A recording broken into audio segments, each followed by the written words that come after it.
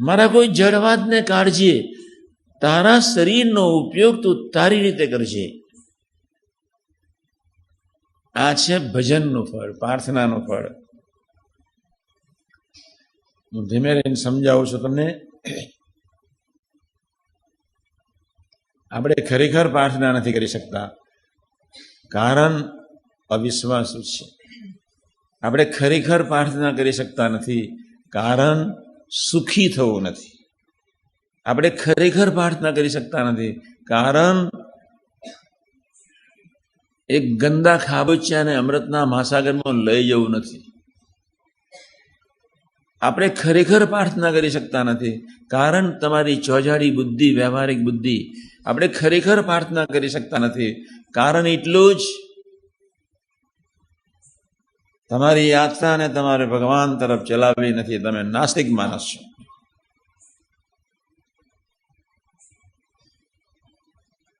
ખૂબ સજાગ રહેવાનું છે.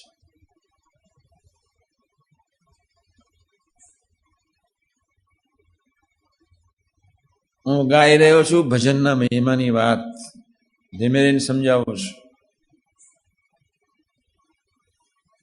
ભજન પ્રાર્થનાથી રામકૃષ્ણ પરમહંસનું જીવનનું ઘડતર થઈ ગયું.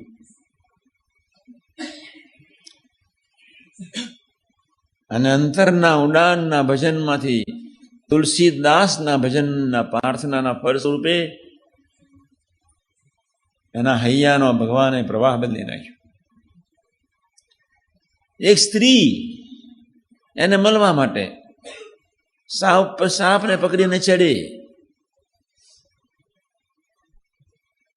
પૂર્વના સંસ્કાર, હૃદય ભક્તિ સભર, સંકલ્પ ઉઠી ગયો, જૈસી પ્રીત હરામ સે તૈસે હરિ સે હોય, કૃપા હોય શ્રી રામ કી. જૈસી પ્રીત હરામ સે તૈસી હરિ સે હોય. પલ્લા પકડે ના, પલ્લા ના પકડે કોઈ. પર એ ઊંડાણમાંથી હતી પાસે.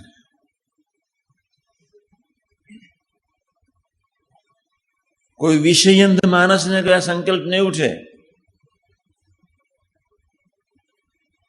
આજે ચારેય બાજુ ઘોર અંધકાર છે,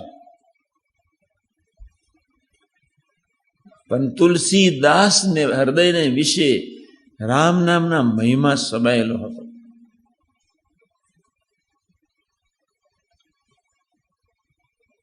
રામકૃષ્ણ પરમહંસના હૃદયને વિશે ભગવતીનો એ માનો કાળિકાનો મહિમા સમાયેલો હતો.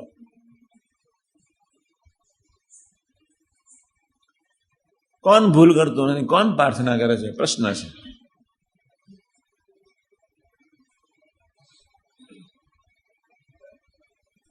પણ એને અંતરના ઉડાનમાંથી ભજન કર્યું.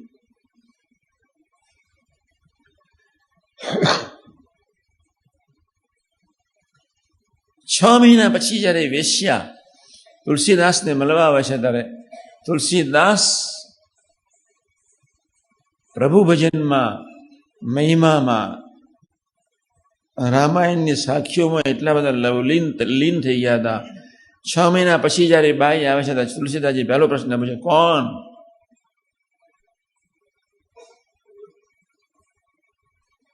પ્રશ્ન પૂછે છે, કોણ?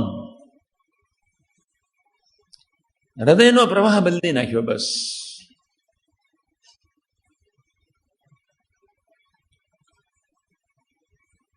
દુનિયાની કોઈ પણ વ્યક્તિ ભજનથી એનો હૃદયનો પ્રવાહ બદલી નાખે. વલ્ભાચાર્ય, નિંબાર્ક, મીરા, નરસિંહ, પ્રભુનો પુકાર, પ્રભુને પ્રાર્થના, પ્રભુનું સ્મરણ, લય થઈ ગયા હતા. લય થઈ ગયા. ભગવાન કિશનની મૂર્તિમાં લય થઈ ગયા હતા. હું તમને આ વાત એટલે સમજાવી રહ્યો છું. હવે શરૂઆત કરું છું. પહેલી વાત,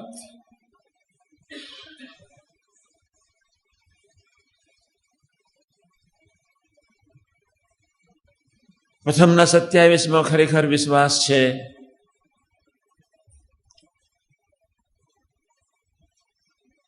37માં 62માં ખરેખર વિશ્વાસ છે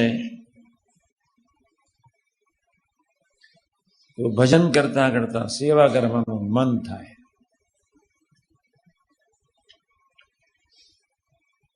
જીવની અને જીવમાં રહેલી અક્ષર બ્રહ્મની અન્વય શક્તિ આખા શરીરમાં વ્યાપક ના હોય તો આંખ બિચારી શું કરવાની હતી?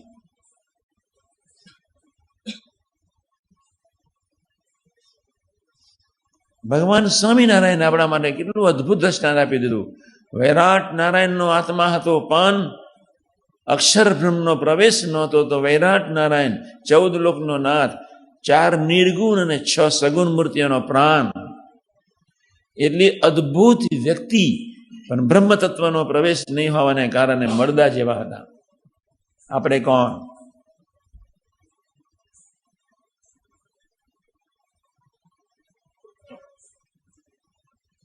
આપણે જયારે ફૂલ્યા ફાલ્યા ફરીએ છીએ ત્યારે ખરેખર સંકલ્પ ઉઠે છે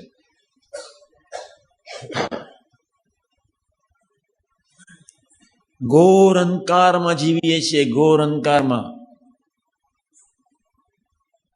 એક ફગ્યો વારીએ છીએ ને ભજન ન થાય, ફગ્યો વારીએ છીએ ને બીજું સ્મરણ ન થાય, ફગ્યો વારીએ છીએ ને ગુનાનું વાત ન કવાય, ફગ્યો વારીએ છીએ અને ડેસ્ટિનેશન તરફ એક નજર ન રહે. તમે કોક અહંતા અને મમતા વાસના સ્વભાવથી જીવો છો. થોડુંક કરો બસ.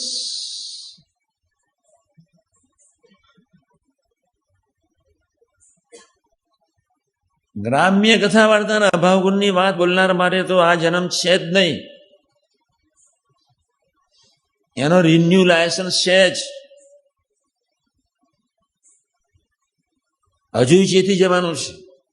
જેના મુખારવિંદથી અભાવ ગુણની વાત નીકળે એને માટે તો આ જન્મ છેલ્લો જન્મ છે જ નહીં. હા, નીકળતાની સાથે દર્દ થાય ને ડરીને પ્રાર્થના રાત્રે થઈ શકતી હોય એ વસ્તુ જુદી છે. બાકી પ્રથમ 16, 17, 18 નું જેમાં એની એન્ટ્રી ન થઈ એના માટે આ જન્મે કલ્યાણ નથી. પ્રથમ 27.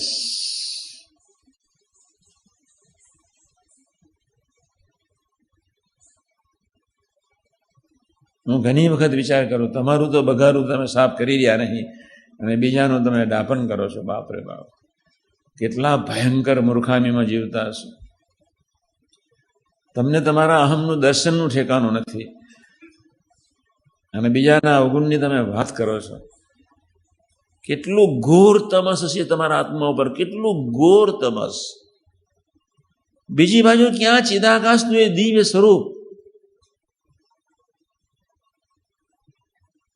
ભવ્યાતીત ભવ્ય સ્વરૂપ, 20 લાખની જોડે થ્રુ આઉટ લાઈફ 79 વર્ષની ઉંમર સુધી હાથ જોડીને દાસત્વપણે વર્ત્યા. ખૂણામાં બેસીને કોઈક દિવસ વિચાર કરજો, જે દિવસે તમારી જીભને, આંખ, કાનને પટલાઈ કરે તે વખતે કોઈ ગુનાતીત પુરુષમાં ડૂબતા શીખજો. આ એક જ માર્ગ છે, નો ઓલ્ટરનેટિવ. લીલા અને ચરિત્ર ગયા સિવાય કોઈ વ્યક્તિ એમ માને કે મારા મન, બુદ્ધિ, ચિત્ત, અહમ ડૂબેલા રહે, આવતા જન્મે આવવાનું. પ્રથમ 67 પ્રમાણેના ગુણમાં ઓતપ્રોત થઈ જવું પડે.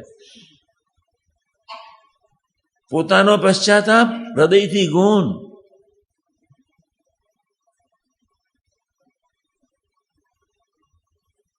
ભજન મહાન છે 3 રીતે.